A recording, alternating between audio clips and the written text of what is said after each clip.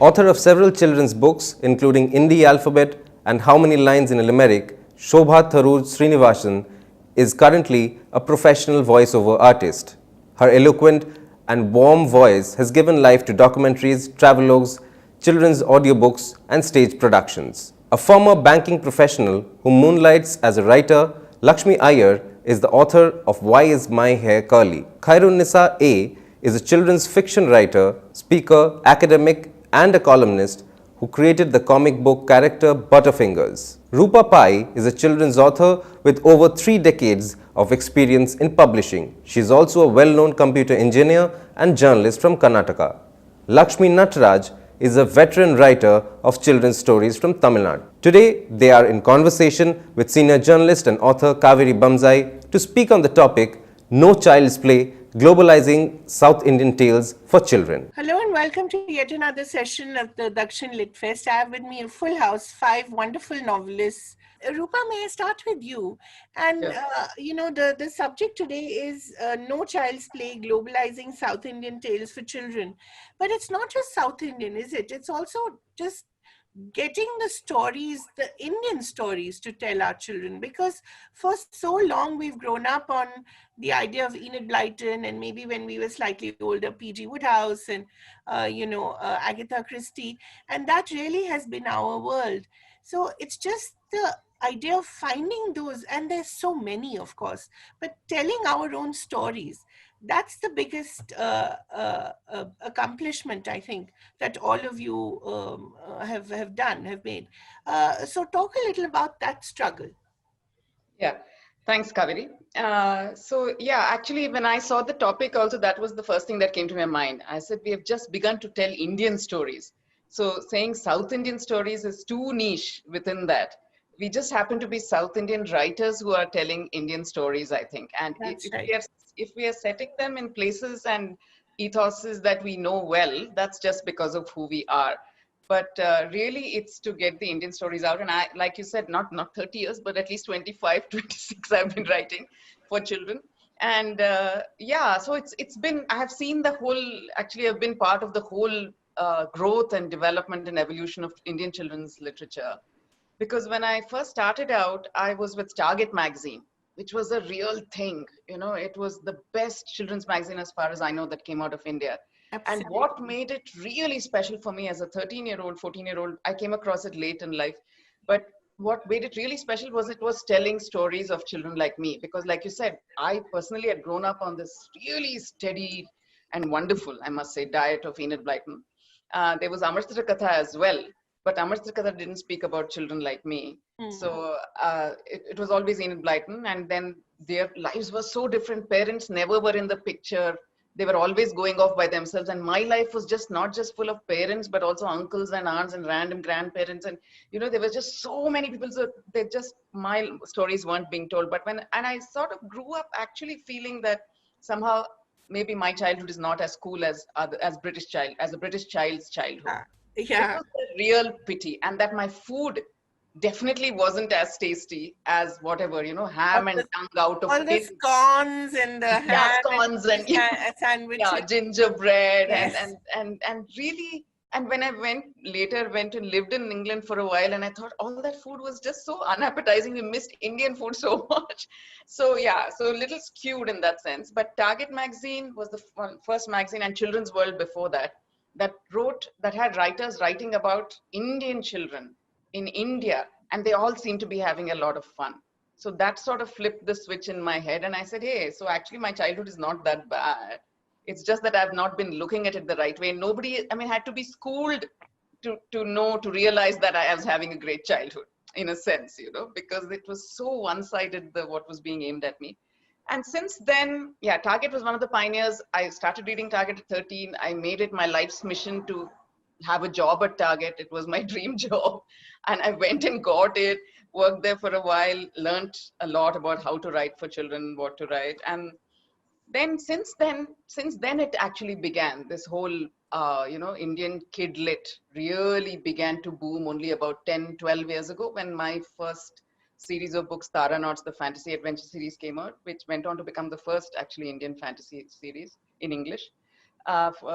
so that, and since then, I can say that in the last, it was a struggle before that. And since in the last 12 years, we've had so many wonderful stories and wonderful writers coming into the Indian children's literature space. We actually, there's a wonderful variety of books available on all, not just not just about South India, but about North and West and East and fantasy, and everything is covered. But as Khyrunnisa will agree with me, it's still a struggle to get the books, information about those books out. Even within India, it's difficult. Yeah. Shobha, I'd like to bring you in. You've had such a diverse, upbringing, and also, your life has been lived all over the world. And everywhere, I think people like to tell their own stories in their own language.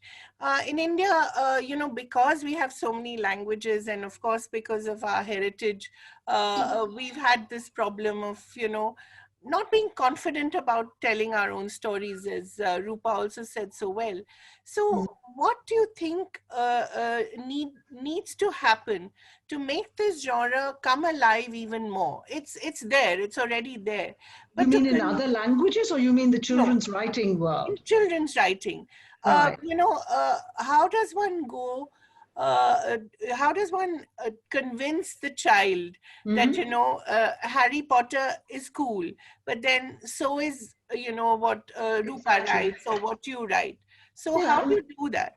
Well, to be honest, I think, as Roopa said, she talked about Enid Blytons and things like, scones and treacle and Christmas pudding that we didn't know anything about. But the reality is the appeal of adventure, of mystery, of larger than life heroes, that is universal. That's quintessential. That's to every child there is an appeal. And so our mythology, I notice there's a lot of resurgence of the Indian mythology now, yes. Even available in America. In fact, I looked up Roopa because I'm actually not very familiar with all our Indian writers. I've met I know Khairu's work a little bit, and I looked up Roopa and realized that she'd written a book called Gita for Children. Now, I was remembering an Indian-American writer who'd written a book called Finding Om in America. Yeah. What's interesting is, as I said, there really is no real global divide because of the internet, because of the access to books on the World Wide Web, to audiobooks as well. So what's happening is, the idea of a hero, mythology, as I said, resonates with children because you have larger than life characters who have this incredible ability to do wonderful things. So we're finding a lot of books like children's versions of the Ramayana, of the Mahabharata, of lessons from the Gita. In my own case, I'm a professional voice talent as well. And during lockdown, one of my little lockdown efforts, and I did it in my casual clothes at home from a home studio in California.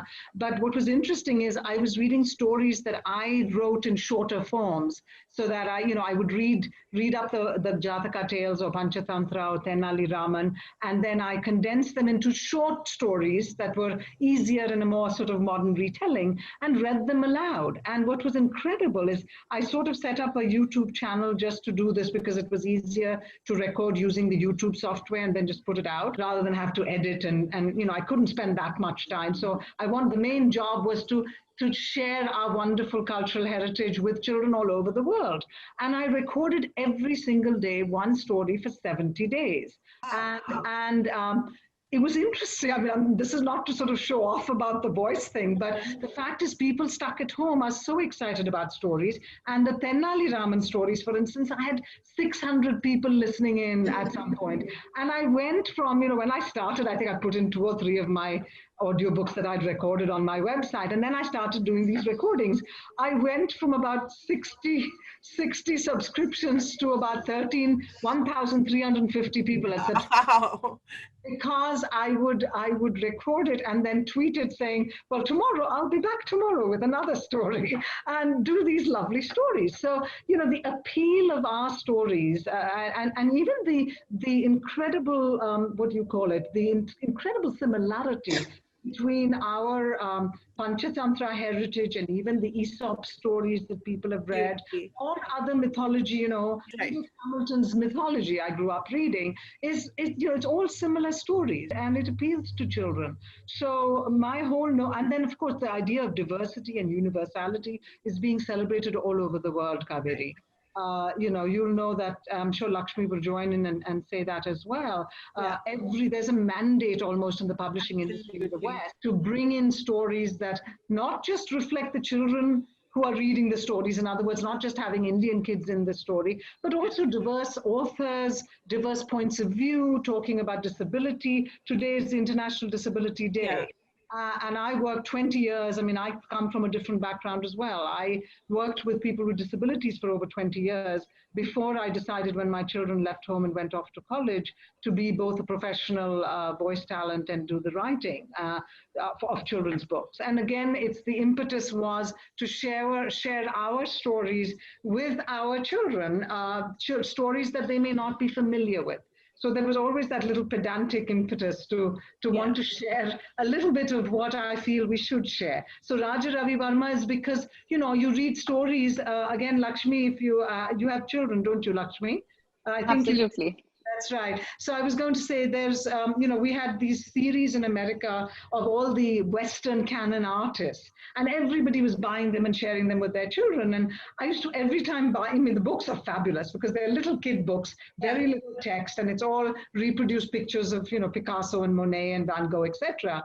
And I thought, hey, we could talk about Raja Ravi Varma, and we can talk about, Yamini Roy and even our contemporary artists and share that with children. So there's a lot within our own cultural treasure trove to share. Lakshmi, did you have the same experience as Shobha did in terms of, the Indian stories reaching out to more than just the Indian audience?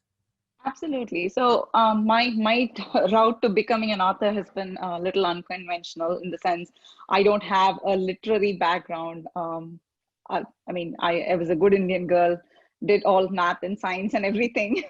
So I've been a voracious reader all my life. So I was nodding my head when Roopa and Shobha were saying, that steady diet of Enid Blyton. I have like the whole series behind me. Oh, wow. But the thing is, because I came to writing in a very unconventional fashion, and the opportunity to write a children's book kind of presented itself. I didn't go looking for it. How did it, Lakshmi? How did it? I write a personal blog. So to speak, specialty is narrative nonfiction. I share a lot of my life online. Again, I have a very unconventional story in the sense that my husband and we adopted twins when they were about 10 months old. They are white children. And then 5 years later, we had a surprise baby. So now I'm raising 3 daughters in America. So, and the thing is, Vidhi Bhargava, who's who leads the children's imprint of Westland, she reads my blog or read my blog at some point, and she reached out saying, hey, would you be interested in writing children's fiction? And I'm like, I don't write fiction. Children's fiction is very hard to do. So, and then, we went back and forth, and then I realized this was literally a golden ticket. And if I didn't even give it a shot, and it's not the right thing. So then that kind of put me in that unique space where I could sit and think through what kind of story was it that I wanted to say. And like I said, I'm raising, children across the racial borders. I'm raising children in a land that I didn't grow up in. And I'm privy to what children are fed at school in terms of literature. So, and the canon and the classics, they're all, again, mainstream. Most protagonists are white. The stories are either set in America or, elsewhere in the white world. And we do have this push, like Shobha is saying, about diversity, but it's a one-off event. Like every year, the school has like a multicultural day or a heritage day, and we talk about India. And then the plurality of India is missing. It's mostly because, again, it reflects the makeup of the population that lives in your specific town. Right. So we have a lot more samosas and jalebis than, jangris and mixture. That is true. So, and the thing is, and that's the thing, again, like Mama and Papa are far more. I hope that changes with Kamala Harris. Chittis and Chittipas, are due their share now. But coming back to it, so when I was given the opportunity to write, so I wanted to talk about the things that we don't normally talk. So, and so in my quest to build my children's library, and I would go searching for either books by Indian authors or books set in India. And one thing again that I felt was a lack was that there was a subtle whitewashing, there was a subtle mainstreaming. While these stories were set in India, they still kind of aim to capture India as this vibrant, chaotic place. But there would always be these stereotypes of poverty. The stories, like if there are backstories, there would be one of pain. I would rarely come across stories that captured Indian joy.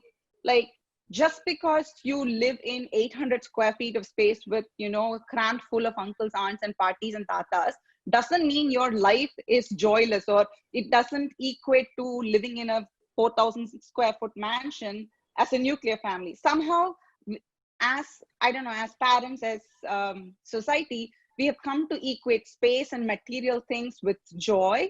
And I felt like that essence of joy was missing. So what I wanted to do with my book, and I don't know if I did it, but the thing is, I wanted to capture, everyday, regular, middle-class Indian ethos that I grew up with, but give it no backstory, no assumption of pain or poverty or of struggle.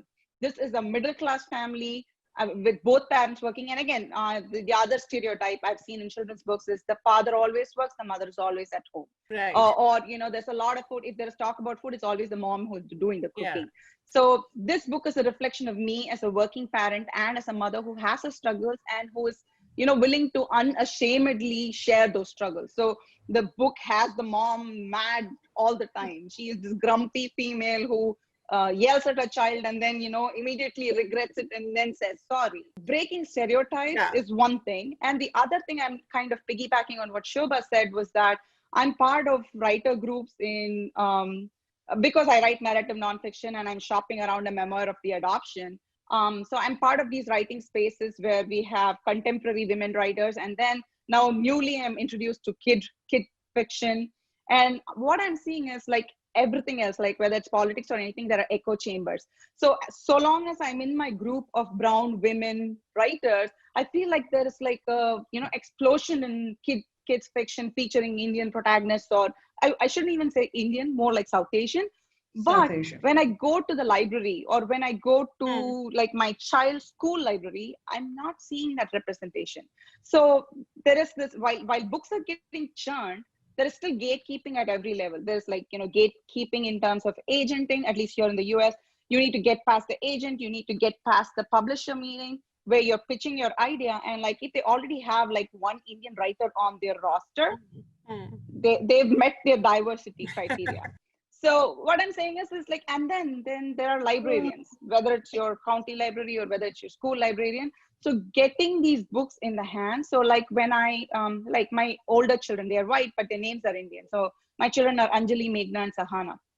So there's this book called Always Anjali by, I think Shilpa Sheth. So I got that book and my daughter was thrilled to find a book that reflected her struggles about not being able to get a nameplate with her name on it at the average mall store.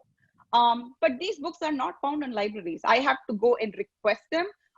So now what I've made a mission is to actually gift my kids' school library with copies of books that I think all kids should read.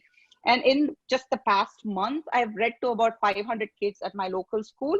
And most of the questions from kids, once they, hear an excerpt, is that kids are not unwilling to read stories that don't feature protagonists like them. It's up to us adults to put these books in those little hands. And I think that's where the big disconnect is. So whether it's South Indian or Indian or South Asian or any cultural niche, I think the biggest problem we have as a community is in amplifying these voices and, just diversity or people of color or this whole, Black Lives Movement. All of this shouldn't be like this once and done. It's an ongoing. And I feel to get to that point, you need a seat at the table. You need to, your publishing board needs to reflect the diversity that you want your imprint to have. So if you don't have a board that represents all parts of India, if you're an Indian publishing house, or if you are like an international global publishing house and you don't have that diversity reflected in the board making decisions, it's going to be extremely hard to get those books out. So because like, again, if there are 10 books coming out, only 2 have the marketing muscle and push behind them. So how are you going to get your books out if you don't have people with the power pushing those out? Khyrunnisa, I want to bring you in here and take off from this point of really pushing our own stories. How do we do that? I think we have enough writers. We have a surfeit of stories, I mean, at every street corner. How do we get to make sure that these are published or these are consumed in some way? I don't even think that you necessarily just have to get published now. There are other ways of telling stories. As Shobha told us so beautifully, read them out on YouTube. I mean, it's a fantastic idea. So how do we do that, Khyrunnisa? You need to have a voice like Shobha's to read it on YouTube, but so all of us can't do it. She's been doing a great job. But what I would like to say is that is the problem, taking our stories across.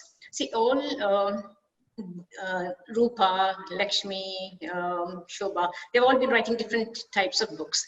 My books are humor driven, and I have taken not a lot of trouble. It just happened because I personally don't believe in distinctions, religious distinctions, social distinctions, caste distinctions. I was a professor in a college, so for me every student was the same. So when I started writing, I don't know, instinctively that was how it came out, that the place, the locale is not there. Which city my Butterfingers books are taking place in is never mentioned. There is the students, the children are, they are a group of children, and 13-year-old Amar, his nickname is Butterfingers. He is he is one who takes who is a walking disaster zone and takes his friends with him on all these misadventures. They get into misadventures, they get out of them, and they are sports-based stories too. So sports is something that I enjoy. So what I did was to write books which are humorous, which are sports driven, at least the first 3 novels are, and except for the names being Indian, and except for the fact that maybe they reflect the kind of schools that are there in India. Because someone who is reading the books abroad might, and I have been told that this is not exactly how school is, but it is nice to know how school works in India. Yeah. So that is exactly what I want. That is, even though my books may not tell you about India in that way, in very specifically, like what to say, dealing with issues, social issues, economic issues, caste issues. These are all serious stuff. But my books also tell, if you keep reading, they also have some hidden messages. The messages of camaraderie, the messages of respect for older people, the message of being together, not letting another person down. But mostly I want children to laugh, because they are so stressed out. Yes. And I believe that they need to laugh. Like Lakshmi said, there must be joy in stories. Yeah. So that is the joy I'm trying to evoke through my stories, that they laugh and they de-stress themselves. They're totally stressed out. So like what you are saying, you were asking me, how can we take it across? Taking it across, I think that is the publisher's job. They have to see that these books, feel that these books will work there. Why did we read Enid Blyton? How did we grow up on Enid Blyton? Because those books were available here. Yeah. So and we are all writing in English. So if it is written in local languages, in the regional language, then good translations will make the difference.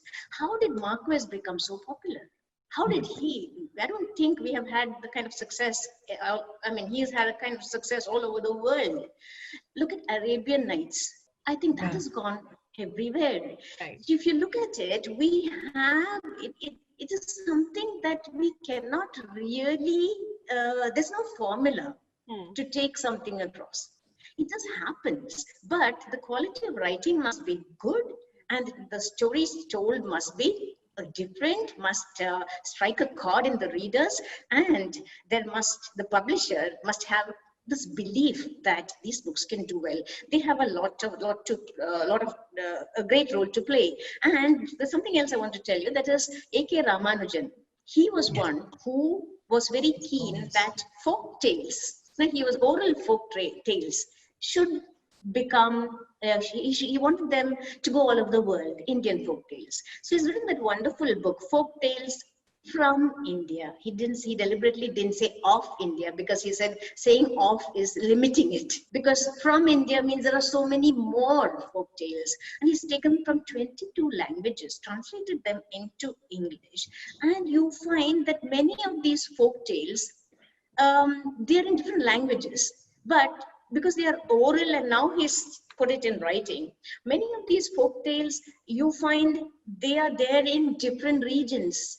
Because it's oral, it's gone across, word of mouth. Somebody travels from one place to another place. Then they absorb that, the milieu of that area, and that gets reflected. So I think what you need, like he was determined in the 80s and 90s, there was an interest in the US about folklore.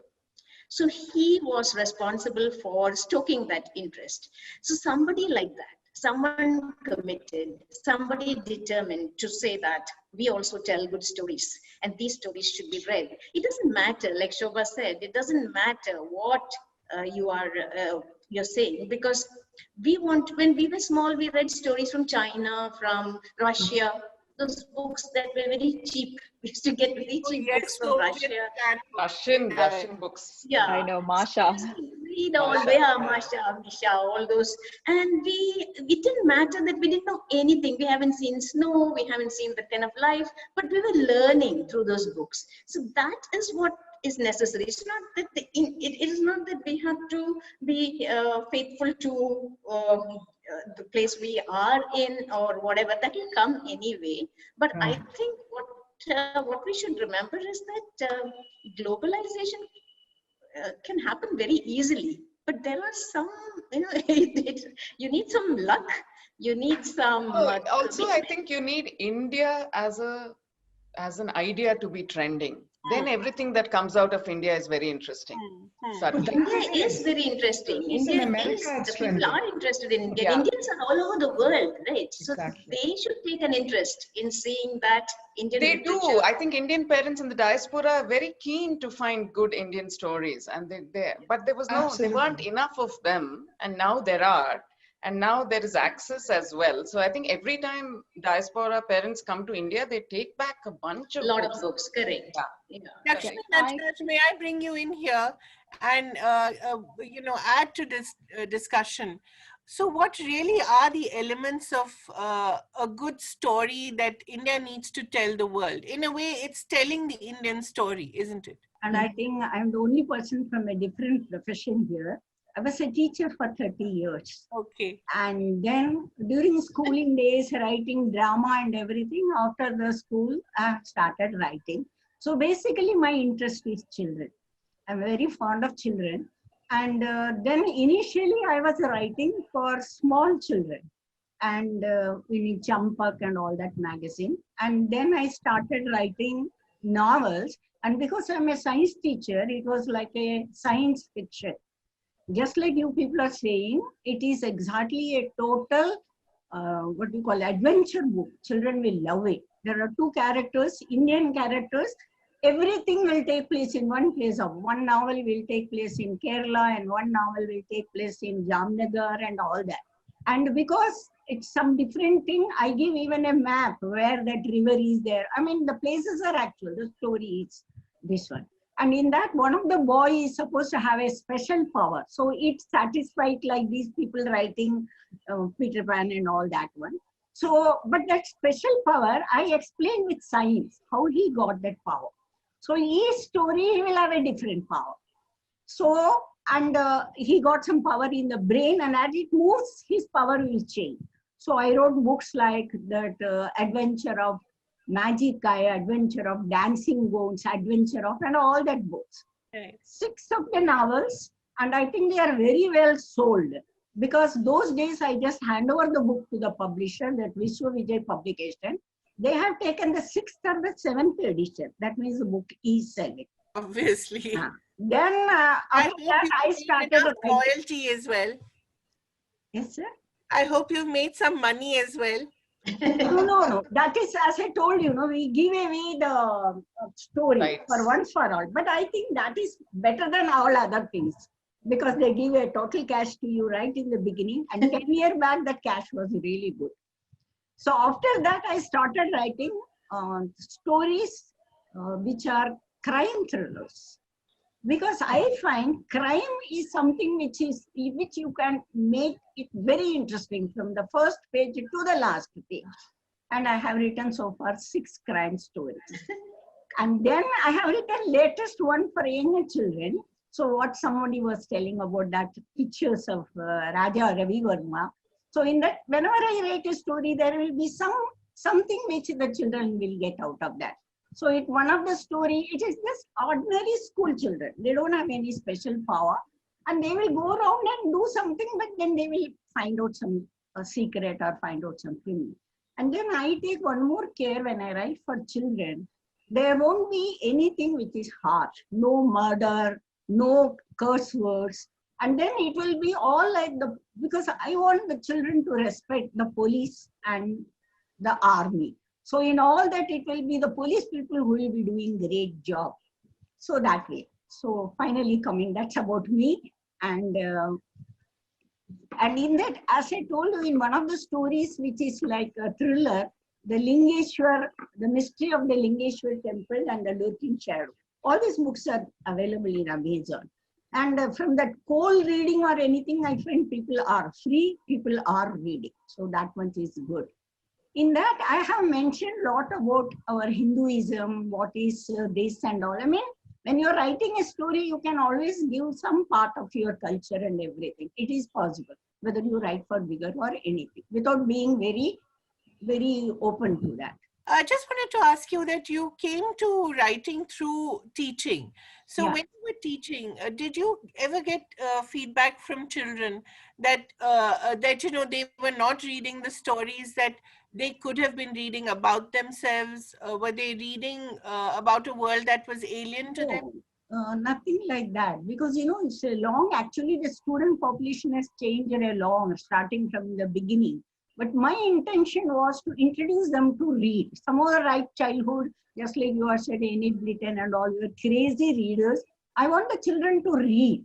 So though I was teaching maths and physics, in between I will tell them a bit of some story. And I will say, come on, you want this story? Go and read it. It's available in library.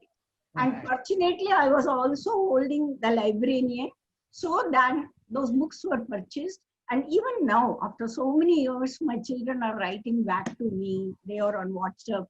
They say, teacher, only because of we got this habit of reading. So that was my main idea, make them read the book. Roopa, may I just come back to you here and talk about this idea of reading, because we are now in this age of distraction. I mean, our children are exposed to so much, and the smartphone tends to make you pretty dumb sometimes. So what do you do in such an environment to make sure that your words count, that your words are read?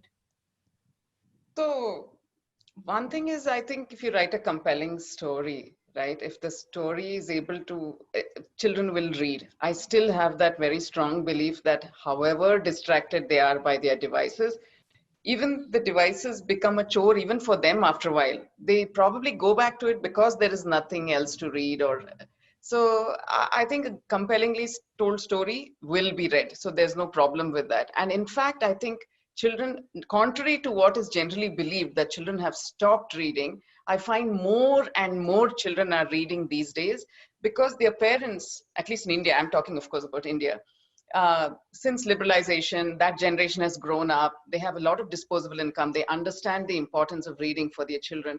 They are surrounding their children with books. Earlier parents, like, when I was growing up, or even my parents were particularly liberal, but a lot of other parents, even when I started writing for children about 25 years ago, would only buy like information-based books for their children.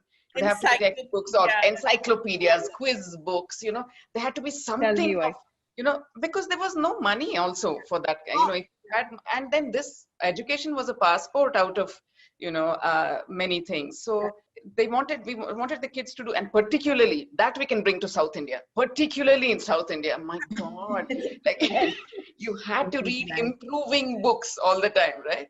So that was the challenge, to get parents to buy the books. Now parents are willing to buy the books if they only knew what books were available, and their technology comes in very handy, because Facebook groups, Instagram groups, this is where the information about new children's books in India is being disseminated very, very successfully. Still, like you said, it's still a little echo chamber. You know, it's still the same people talking and buying, and just doesn't go outside that. And for that to happen, I think a lot of independent booksellers are doing a great job in India.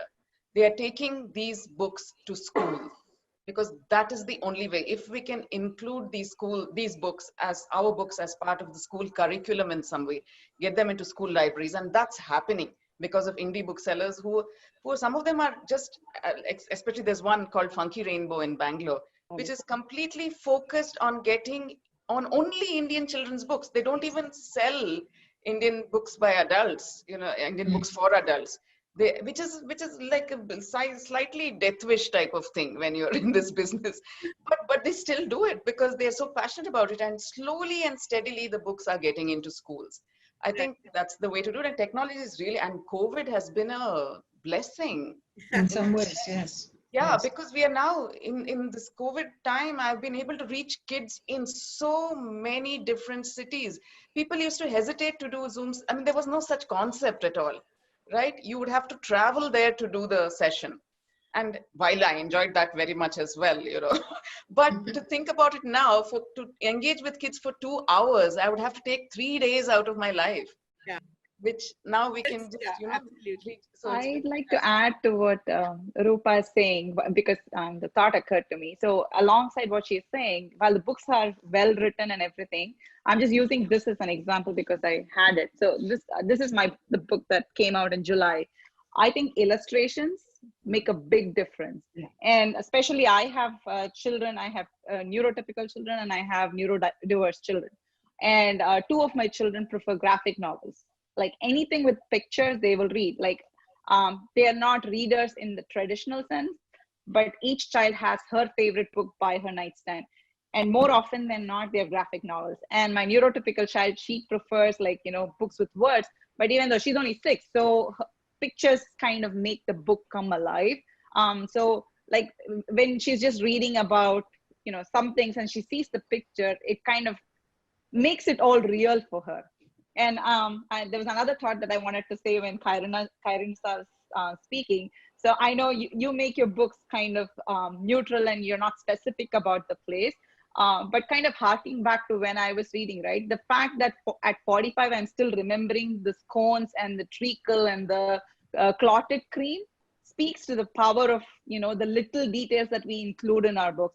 So I was very specific about including rava kesari and upma and, you know, idli, chutney. That is there in my books. Yeah. So I think like those niche things, right? We don't have to make it real cities and towns, but authenticity comes from including those real life details. And while not all children can relate to them, they now have the internet. All they have to do is to search, and, like, you know, there's a plethora of meanings and pictures and recipes and everything available.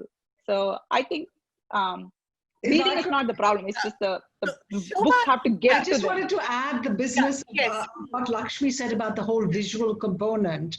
I write a lot of picture books. Right. Now that's a genre that's very particular, supposedly to very young children. But I'll just show you this one, and it was published by the same publisher who did Always Anjali, and it's called Indie Alphabet, and it's like a coffee table sized book, as you can see.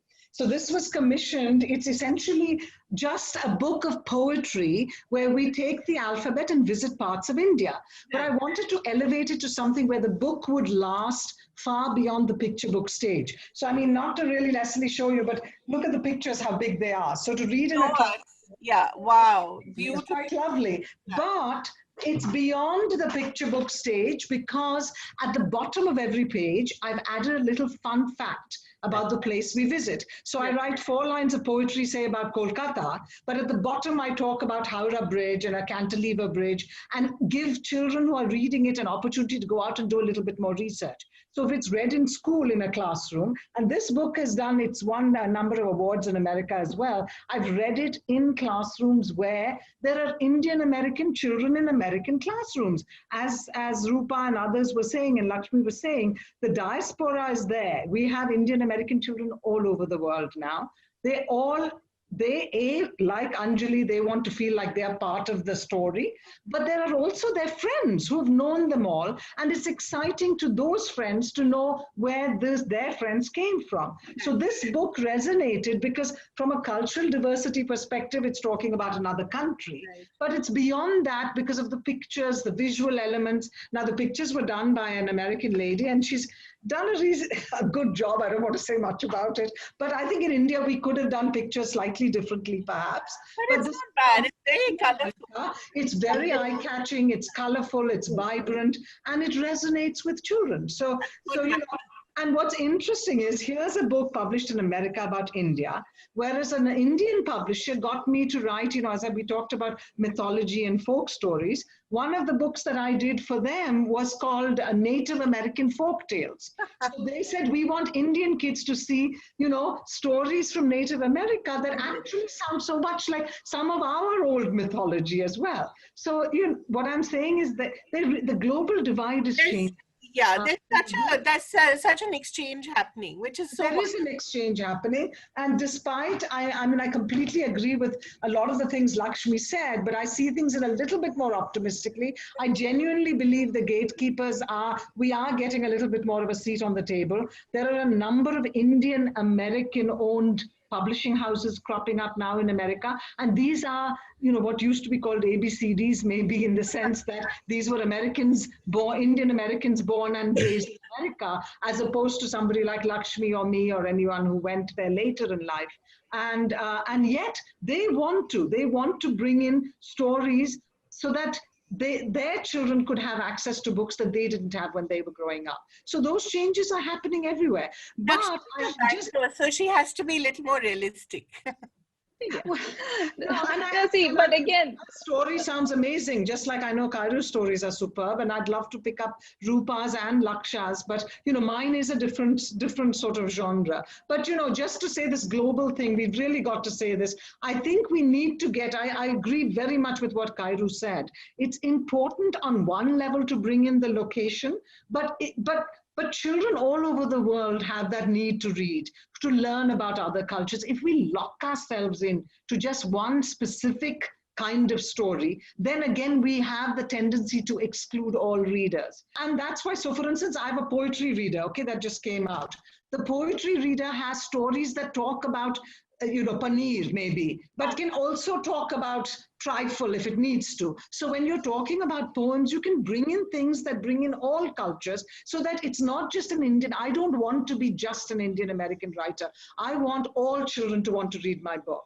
And I mean that because I live in a global world. I think of myself as a global citizen. I'm very proud of my Indian heritage. I'm very much an Indian in every sense of the way. But that doesn't mean that I'm only writing exclusively for Indian children.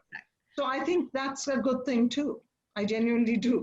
Yeah, Roopa, you go, and then I'll just ask Khyrunnisa and Lakshmi NATRAJ to step in. Yeah. Yeah, no, I was just taking off from where Shobha was saying and Khyrunnisa was saying. So my series Taranauts, when I was thinking about where to set it, I had meant to set it in India. I had meant them to be 3 Indian kids going to different places, or different like faraway tree, and in Enid Blyton's faraway tree kind of worlds, and solving problems there and coming back and solving real problems in India based on what they learned on those adventures. But, you know, my editor, Vatsala, the first thing she asked me was, what will these children call their mother? And that really just, I'm like, So if I call them Amma, they'll become South Indian children. If they call them Ma, if they call them Ammi, Mummy, where do they? So that's why we decided, forget India, we will create an India-esque landscape. So there's a lot of undercurrent, the subtext is entirely Indian. If you read it, you will notice all the similarities, but it's set in an entirely parallel fantasy universe called Mithya. And I gave them maps and, you know, all that. So yes, I just wanted to bring that in. The kids call their mother. Yeah. The kids never called their mother anything. That was a clever way to do it. Khyrunnisa, that's interesting. So what really needs to go into that story then, which you're writing? And what is the kind of reaction you've had from non-Indians, say, who've read your work? What have they felt about it? They have loved it. In the US, there are some libraries which have my books, and someone told me it is there in New Zealand. Yes, so I don't know how it has gone, how my books have gone there, but I have got feedback from, at least from US, that the children love the books, because all said and done, they enjoy the humor and the fun and what drives these books children. are really And the funny. wordplay. Really funny. Yeah. Thank you. Yes. So that is what I want. So when there is a lot of fun, when there is a lot of humor, when that is what drives the story, I think children like it, because along with that I mix adventure, and then the disasters, then you have the authority. They are in confrontation with authority, but there is never any disrespect. There's a kind of, the principal might be angry with them, but he loves them. And that I try to make it clear. And therefore, there is no enmity in my books. There is no evil actually in my books. I do not know whether it's conscious, because I grew up on Woodhouse. He's my all-time favorite. And his villains, you know, are nothing. So somehow that has rubbed off on me. And I hardly have anything like evil and that kind of stuff. They do have these confrontations, they do have crises, and they manage it and so on. But it is all, basically every page is humorous. I don't make an effort to do that, because I like humor. But there's one more thing I just want to tell you, that is just one little bit that I want to add to what Roopa said about reading. South Indians who want their children to read information, books that make them better or make them more knowledgeable. So what I tell in schools when they ask why should our children read, when I have parents asking me that, I tell them that the best thing, I tell them it makes them better, all that stuff, but they're not convinced. So finally, I'll tell them what Nicholas Carr said, that after research, it has been found that reading books, actual books, page by page by page, the linear kind of reading actually does changes to your long-term memory. And that makes you a much better well-read and an individual who will be successful. Then they say yes. And you're able to retain information GK for IAS exams. They train them from the primary school, I think, for all this. So then they say, okay, let my children read, if that is what it's going to do to them. So actually, that is the tragedy, you know, of being a children's writer. Your market doesn't have the money power.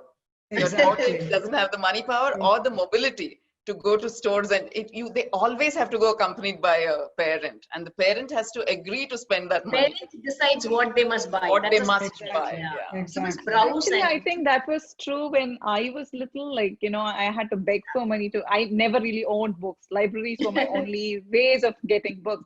But now I find, like, you know, parents of my generation have the income, have the willingness to buy. All they want is for their children to ask for books. Like, I'll do anything if my kids said, you know, I wanted. But they will still curate, even if the children ask, they will take them. And if the child picks up like a comic or some tinkle, really, do you want that? Why don't you buy this one? Like, that is true. But then my child, if she wanted new kids. Sorry.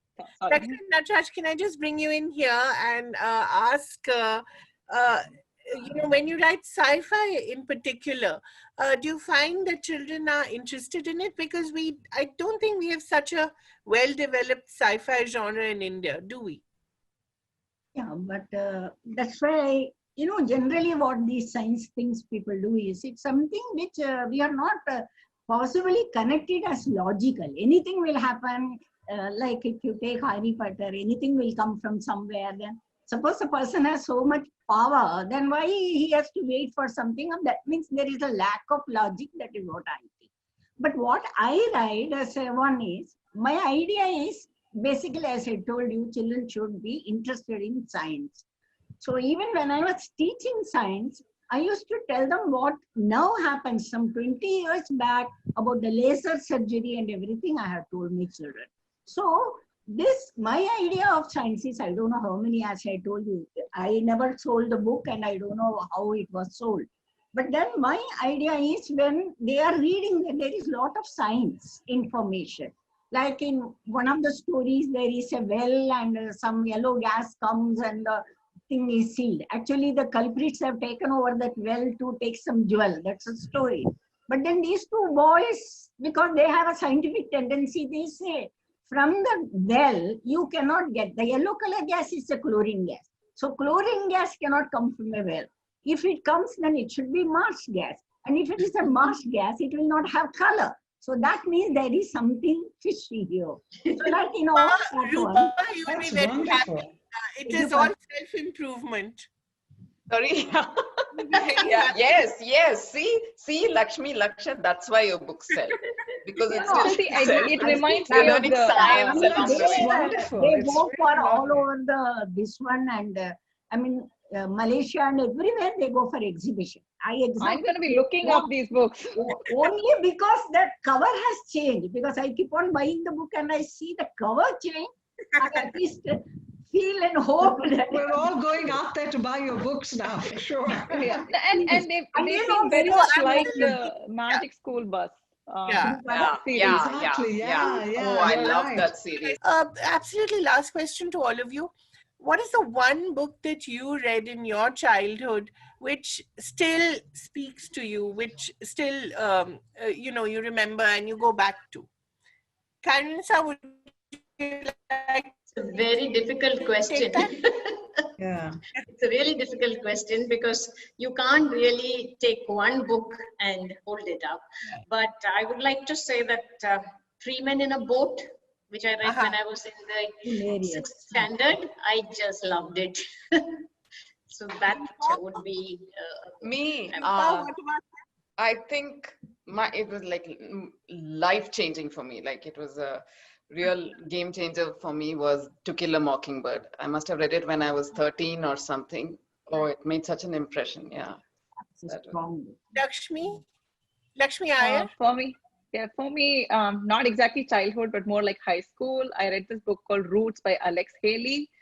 And it drove home the point of slavery and, how people are being discriminated just for who they are.